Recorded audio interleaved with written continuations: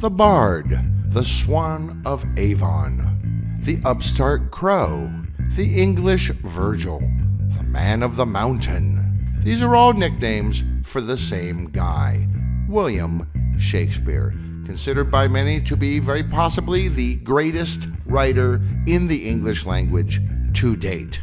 Sorry, people who are big fans of Danielle Steele, but Shakespeare kind of had it going on.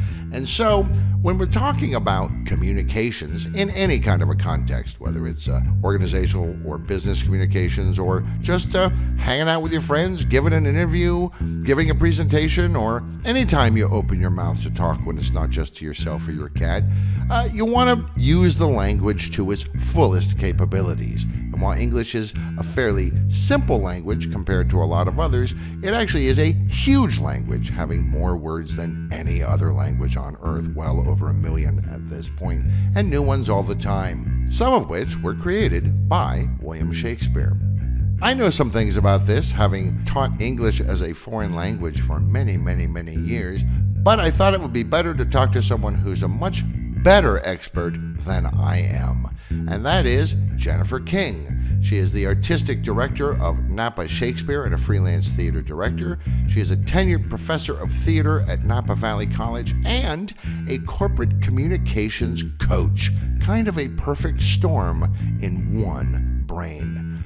Hi, Jennifer. Thanks for joining me. Thank you. I'm going to use that as a tagline.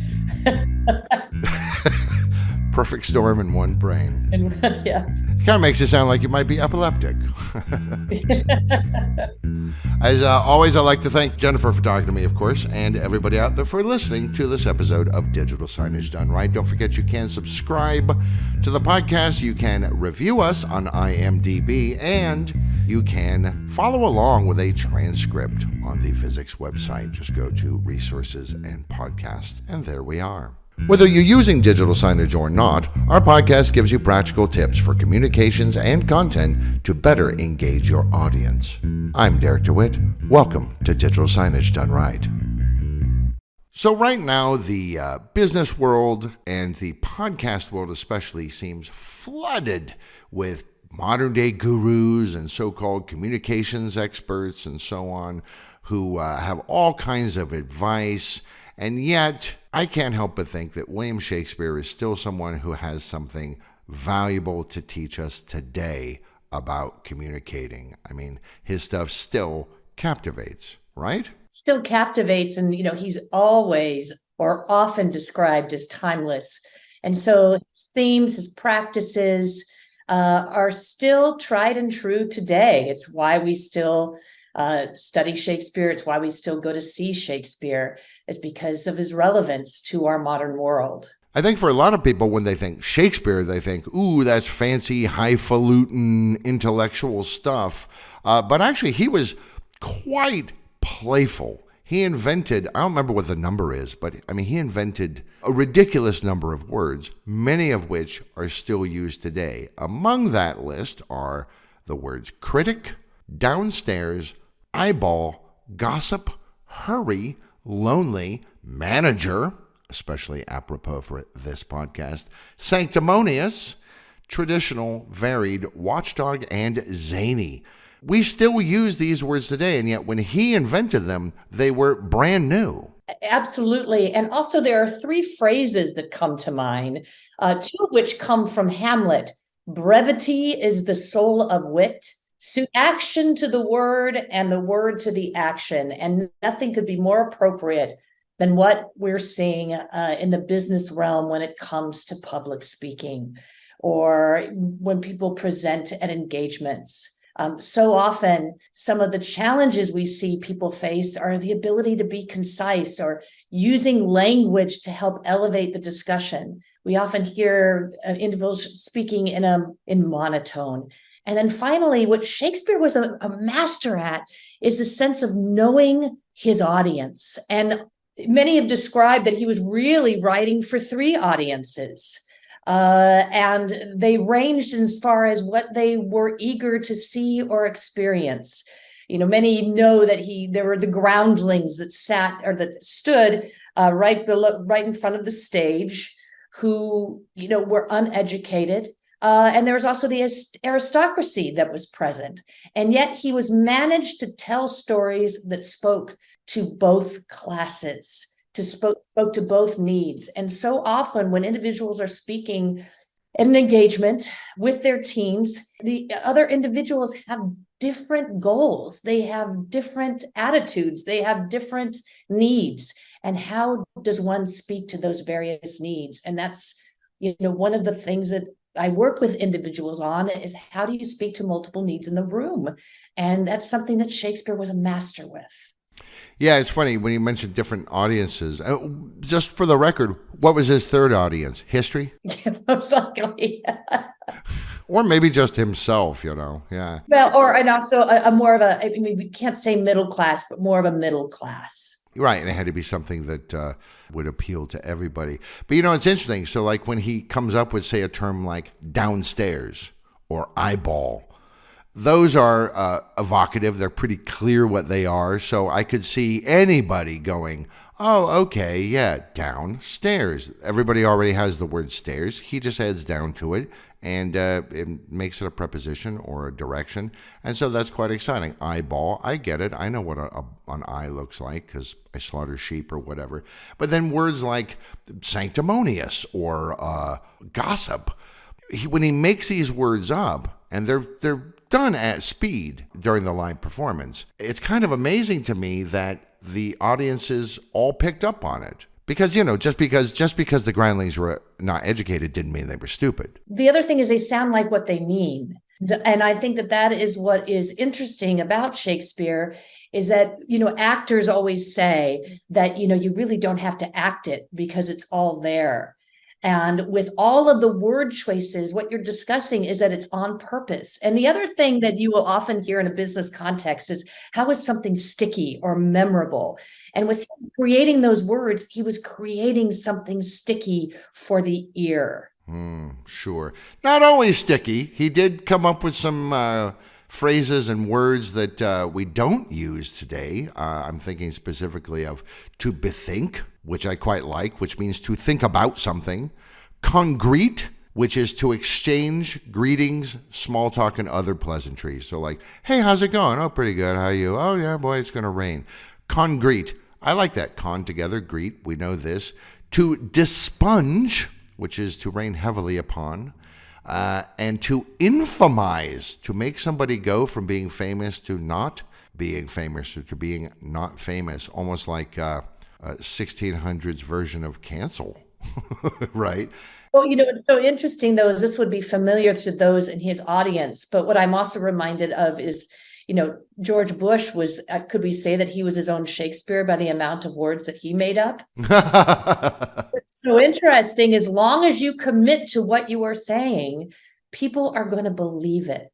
Yeah, that's true. That's true, I think. I think anybody who's traveled knows that with just a couple of words of the language of the country you're in and being physically there, yes, it's amazing how much you can get across. Like, I know some people get freaked out. They're like, well, I can't go to France. Nobody speaks English. First off, yeah, they do. And second off, so you've gone into a bakery. You're probably not going to ask about politics. You're probably not going to have a conversation about light bulbs. You're not going to ask where you might buy some farm equipment. So the context is already there. You're going to come in. You probably want a baked good. So we've already narrowed the possibilities for what we're going to have a conversation about. And then you do your best to try and puzzle out, I want that thing, chocolat, that's right, in French.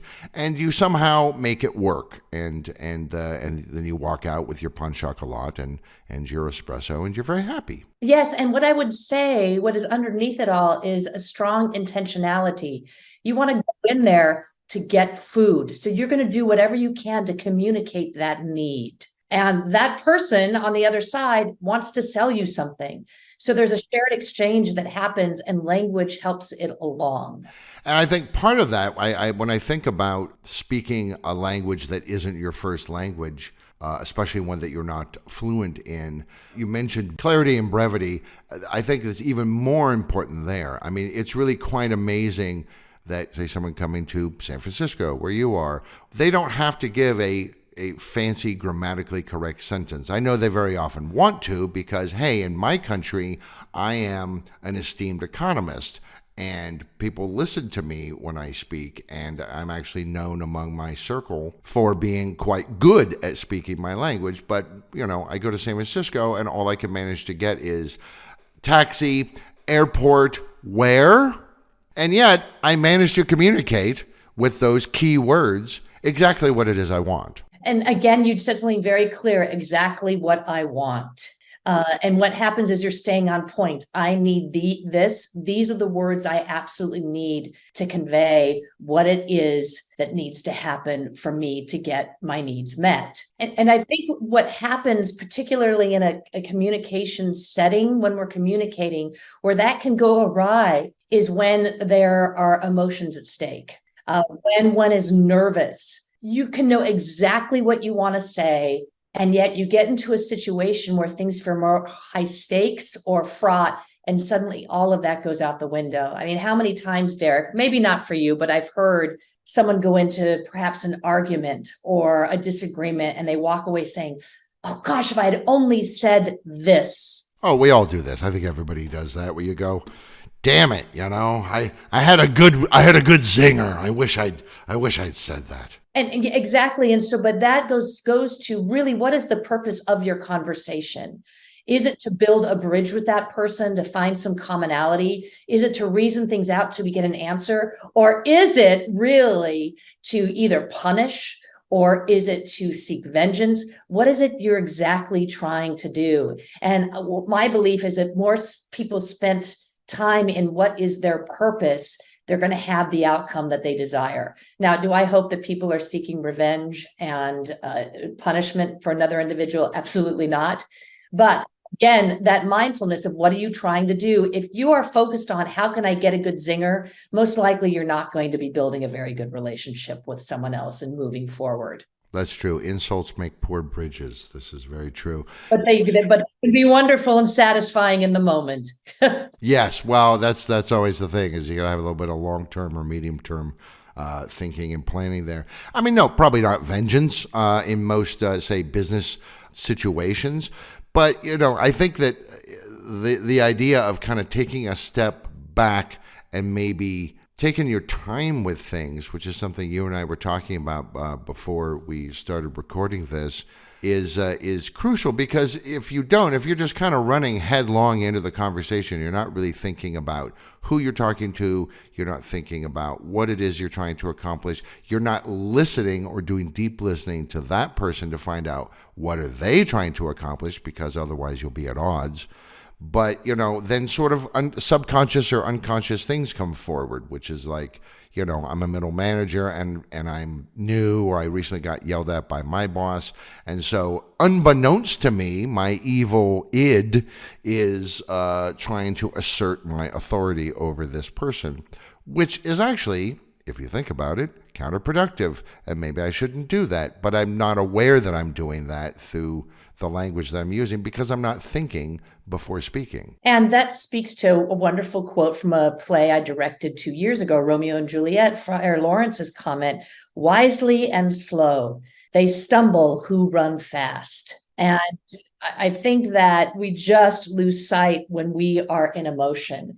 And what's really terrific about Shakespeare and looking at it is how much the language is filled with emotion. And as we're looking at vocal variety, one of the comments that people say is, oh, I've been told that I speak monotone. And one of the antidotes for monotone is vocal variety. And Shakespeare, in practicing Shakespeare, what's really interesting is that the emotion is in the vowels. And the meaning, the only way you can make meaning is using the consonants. So not only are the words are important, but if you break it down, so are the vowel sounds, so are the consonants. And that is how particular Shakespeare was in his writing. His sonnets are deeply moving because of the use of the vowels and the way that the consonants frame that meaning. And the sense that he is expressing emotional content in everything that he's writing. That's true. Now, it's funny you mentioned Friar Lawrence. You had emailed me when we were kicking around ideas for this talk, And you were talking about how people don't listen. Managers want to jump in very often into, oh, there's a problem, quick, fix it, because the way that we measure success very often is if I got something done quickly, it means I'm very good at it. And so therefore, what a good boy am I. And in fact, sometimes that's counterproductive. Like Friar Lawrence in Romeo and Juliet would have benefited from taking a moment and thinking about things. I think that there is such a desire to fix something, to let's move out of conflict and let's get it cleaned up and move forward without taking the time to look at the entire situation. And we're moving so fast nowadays. There's so many tasks on everybody's to-do list, so much to accomplish. And basically, it's echoed in our culture. Move quickly, whether it's the internet, find the answers. And so one of the things that I encourage is that stepping back. You and I were laughingly talking about this. Perhaps Romeo and Juliet would still be living today. Not today, but by the end of the play, had Friar Lawrence just taken the time to not try and solve the problems in such a ridiculous way, but had really sought out communication with the parents, with them, about how really to create the peace that he was really looking for. What I described certainly doesn't make for great drama. So let's keep the drama on the stage and see how we can mitigate that drama in the boardroom, in the office, in one-on-one conversations. And you talked about deep listening, and that is where you sitting with someone and allowing them to really talk about what is going on and digging further with curiosity as to what might be causing that. And you might get some answers that will surprise you based on what you see just at the surface. Right. And so for people who are unaware of the term deep listening isn't just listening carefully and onboarding it. It's literally a technique in which while the other person is speaking, you are consciously trying to allow yourself to have your mind changed by what they're saying. It's almost like a chess game. And then you take that mental state, you put it aside, you go back to what your intention is. And then eventually, if you do this enough, the theory is the two of you will find enough commonality that everybody walks away happy. So often when we go into a tough conversation, we've already decided that someone is the enemy, the problem, and that can be really anxiety producing. So you're coming in with a story that you have in your head about the situation, and that will give you a bias, where if you can come in with a curious mindset and really want to learn from the other person, their story, you can find a new bridge that you may not have had before through that curious mindset. So it is yes anding to what you're saying, Derek, of literally having to think about what are they saying, what can I use, how can I use that information, which is extremely transactional and appropriate, and at the same time really allowing your curiosity to be stimulated so that you learn something you may not have known before, that creates a bridge between you and that other person of trust, which then becomes transformative. And going back to Shakespeare, I really think his plays are incredibly transformative to audiences because of their content, because they create those emotional bridges between the audience and the artists on the stage. And he's doing it through language. The funny thing is that I don't know that Shakespeare actually has an original plot in his entire body of work. They're all cribbed from someplace else. No, that's right. And they're familiar to many of the people. And yes, even the groundlings, they heard it. They didn't read it, but they heard it. Everybody knew these stories. Romeo and Juliet is Pyramus and Thisbe. Troilus and Cressida, there were versions of that around. All of these, except for the histories, but even the histories, people knew that history. He's not this super original plot guy, and many of his characters are kind of foolish or almost comical in how they present, and yet it's that language that somehow breathes life into it all. And I would say it's also the story. Storytelling can be so impactful in terms of making your point, allowing data to come to life. And, there's nothing like a great arc, a great hero's journey. In Romeo and Juliet, we do know exactly what happens. And it's got this great drama that takes us somewhere. If you think about your own life, Derek, what makes a great story is the challenges you've been through and how you've overcome them. And I'd say every individual has a story to share, whether it's a problem they've overcome or something they learned that changed them.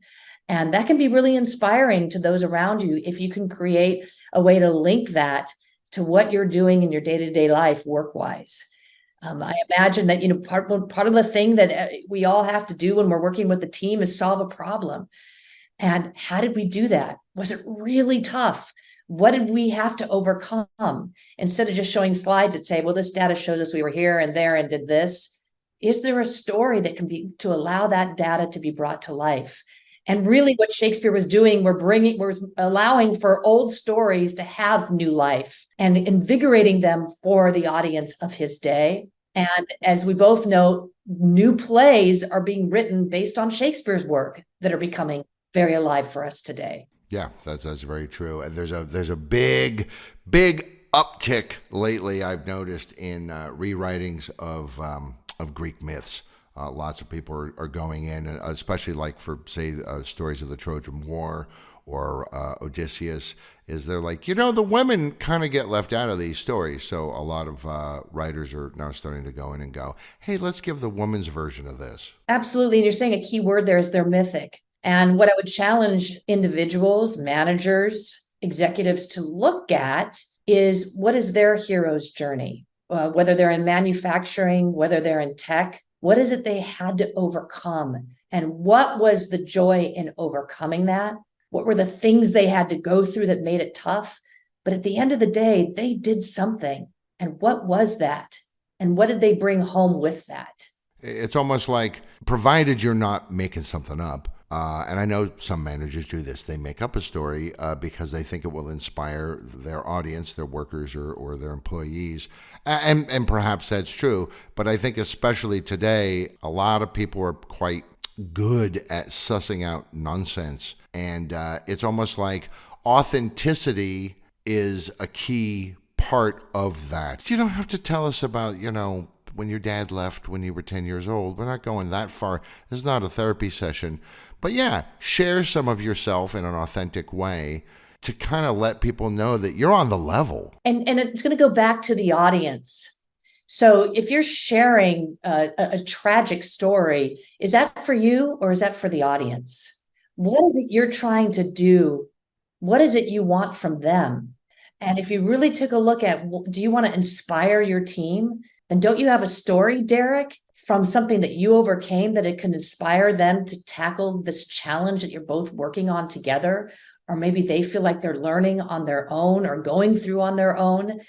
Something shared can really, again, create that bridge of trust. But it's crucial that you look at the needs of your audience first before the needs of yourself.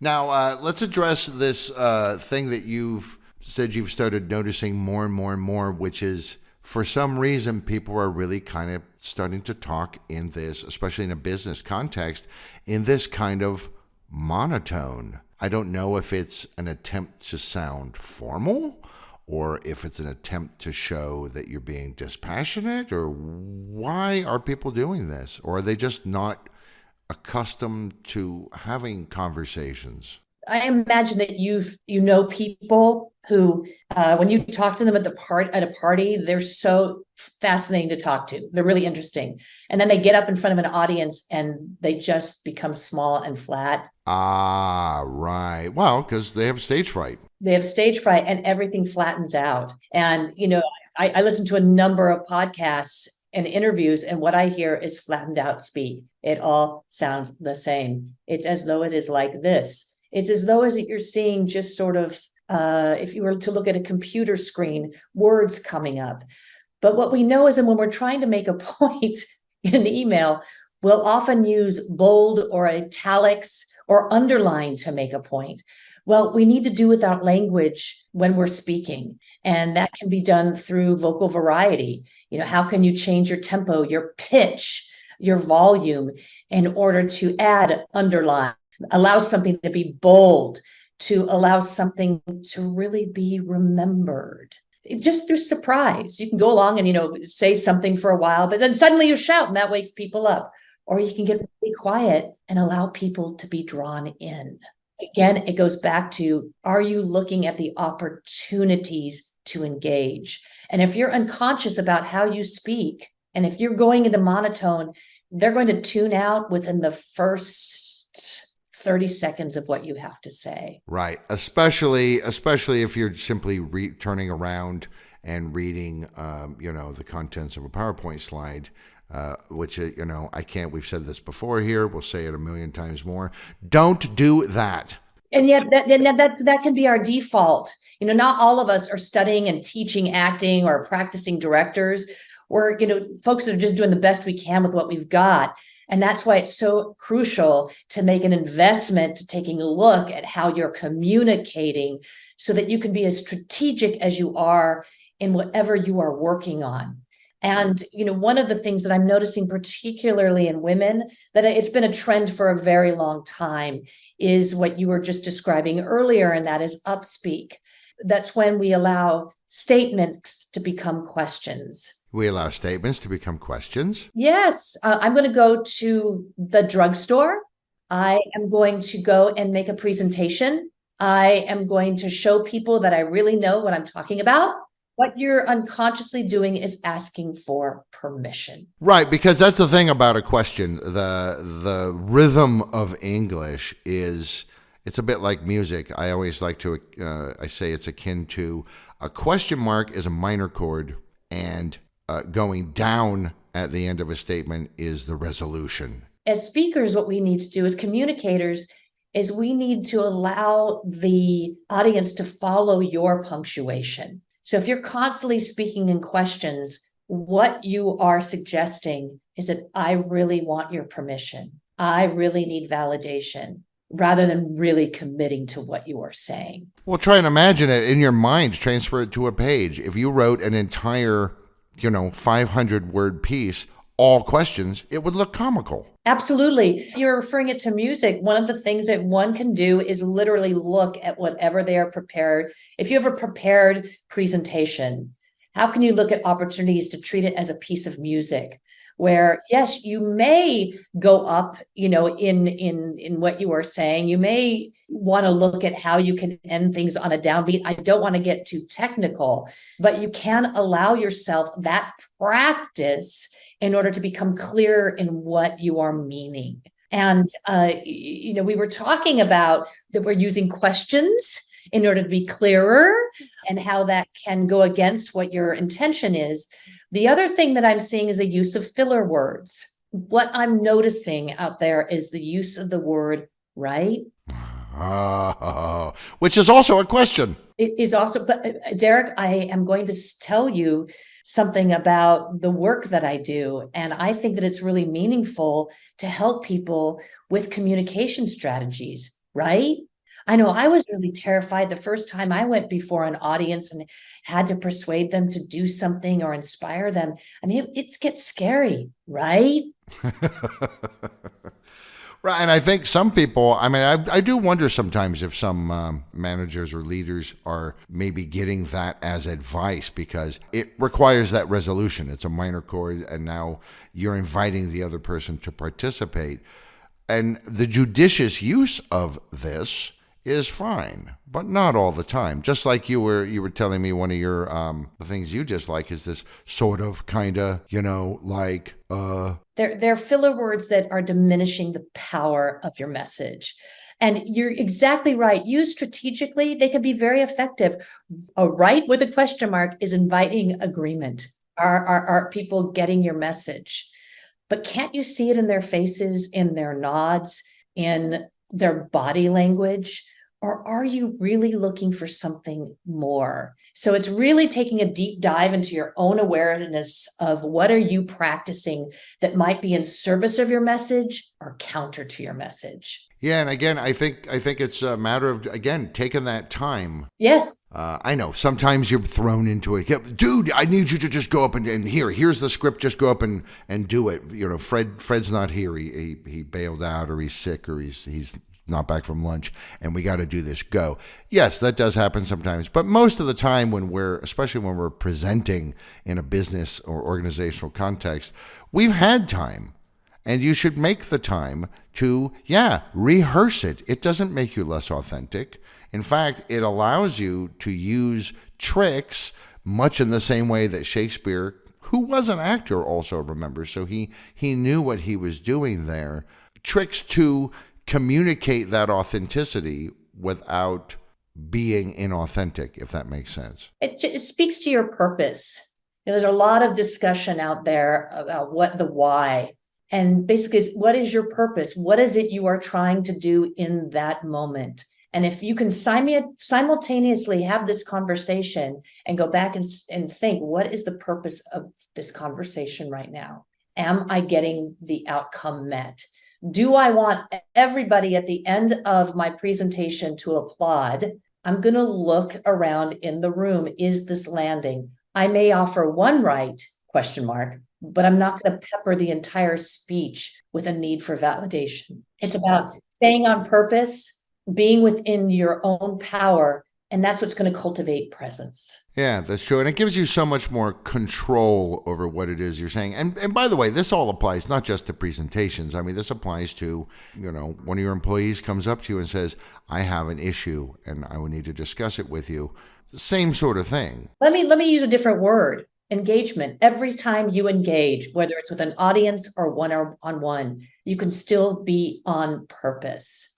And another thing you mentioned that Shakespeare was extremely good at was simultaneously, at the same time, with the same text, communicating to 3-4 different levels of society, 3 different kinds of attitudes towards what they were seeing, different education levels, different contexts. This idea of being able to speak to this kind of mixed audience, because I think that's very often, unless it's one-on-one, that's almost always the case. Absolutely, variable needs. So have you taken the time before you go into that engagement to think about what is on top of mind in my audience? What do they care about? And is what I'm saying speaking to those needs?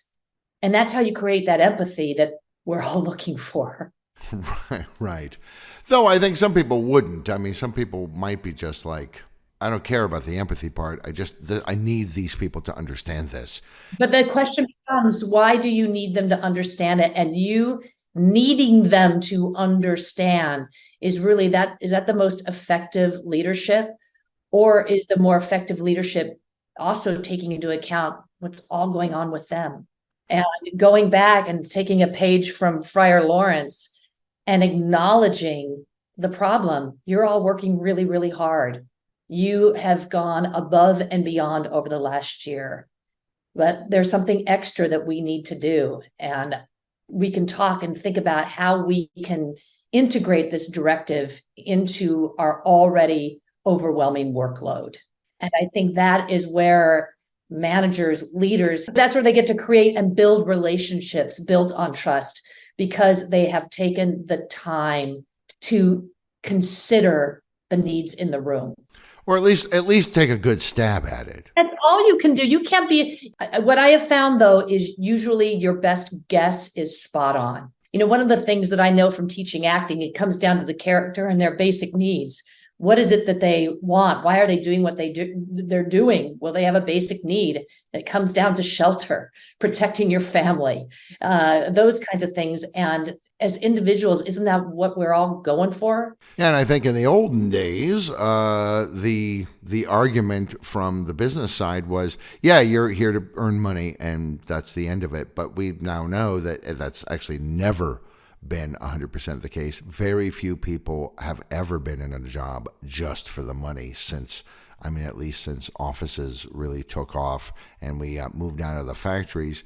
And as we say so often here, because it's true, millennials and especially Gen Z, like they're like, money's way down the list. COVID taught us so much about what it is to be home, what it is to be with family, what it is to have some space. The other thing is that there's more opportunity out there. So where there used to be much more competition for positions, there's actually active recruitment to retain the best people. So in many respects, there are individuals who are in power positions. And how do you, as a leader, continue to keep those that are really valuable in your team engaged?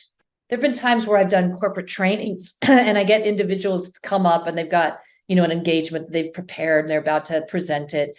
And then I'll get another individual and they'll say, oh, my engagement is only via email. And so we talk about that, and basically all the same principles apply. And that is, out of the gate, are you talking about you and the problem? Or are you taking into consideration the other person on the other end of that email? What, I don't know if you've experienced this, Derek, but many of us have, is you send an email that you thought was gentle, kind, but to the point, and it's received as though you have given a person a death sentence. I am being dramatic, but it creates all kinds of conflict. So in many respects, what we have to do with the written or digital world is be even more purposeful in how we use language. So when you're thinking about this email that you're describing, where someone didn't get it, this is where things can go awry. And that's where, again, an email, we don't think about it so much as when we're in conversation, where it becomes essential to stay curious and to find out what was received on the other end of this email, or to really take a look at, does the email communicate clearly what your intended message is? Again, we keep talking throughout this conversation, the need for preparation. And by taking the time, allowing it to be a practice of mindfulness to make sure that what you are communicating is purposeful and will get you to the outcome that you're looking for, that does take time. And as we both know, that sort of investment in time can lead to better relationships, which in the end is only going to serve something larger and in many respects can be more effective. Good communication skills involves much more than just having a good vocabulary. You have to think about the purpose behind that communication. And then the next communication may have a completely different purpose. By individuating and individualizing the reasons and understanding the reasons why you are communicating with a particular person or group of people, you build stronger relationships, which means that you become clearer to them. Using language effectively, and the word here is brevity, so that you don't waste too much time, is another effective way to keep people engaged and interested in what you're saying, which hopefully is what you're going for. You also have to be very careful about speaking in a kind of a monotone because for whatever reason you're nervous or you think that it sounds like you are a professional. You're not a professional. It's not interesting, and people will tune out. Same goes with upspeak. Don't make everything into a question, because it seems to be communicating something beyond just the content of your words. And finally, who are you speaking to, especially in a mixed audience? Don't just choose the mean and speak to that, but speak to everybody in the audience. And that involves taking some time, thinking about what you're going to say, and stepping back while you're saying it and watching how people are reacting to it, if your stuff is landing or not. All of these tactics, techniques, and all of this advice all really come from William Shakespeare, the man who is credited with the creation of a number of words in English, many of which we still use today. Analyzing his language, his use of language, the way that he constructs his stories and all the rest actually really only benefits you. So go out there and read some Shakespeare, or even better, go see a performance, because it was, after all, not intended to be read, but intended to be performed. And that's where the magic of Shakespeare really comes through. It's been a super interesting conversation with Jennifer King, Artistic Director of Napa Shakespeare and a freelance theater director, as well as a tenured professor of theater at Napa Valley College and a corporate communications coach. As we have spoken today at the end of 2023 about Shakespeare and how to use language effectively to communicate exactly what you want and not accidentally communicate what you don't want. Thanks for talking to me, Jennifer. Super interesting. My absolute pleasure, Derek. And if your audience wants to get started today, read some Shakespeare out loud. You want to expand your vocabulary, your ability to use vowel sounds and consonants. The Bard is your friend. And if you don't want to read it out loud, read it along with a book on tape and watch your vocal delivery expand in unexpected ways. Derek, this has been an incredible discussion with you as always. If people want to reach me, they can do so at jenniferkingcoaching.com. Yes, and you will find links to some of the things we've talked about and, of course, to Jennifer's website in the transcript, which is available on the Vizix website. I highly suggest that you go there. I'd like to thank Jennifer again for talking to me, everybody out there for listening. And don't forget, as I always say, you can subscribe. You can. Really, nothing is stopping you. For more free stuff, head to resources on Vizix.com for guides, videos, and more to help with your visual communications. Please subscribe and share, and contact us for information about our digital signage solutions.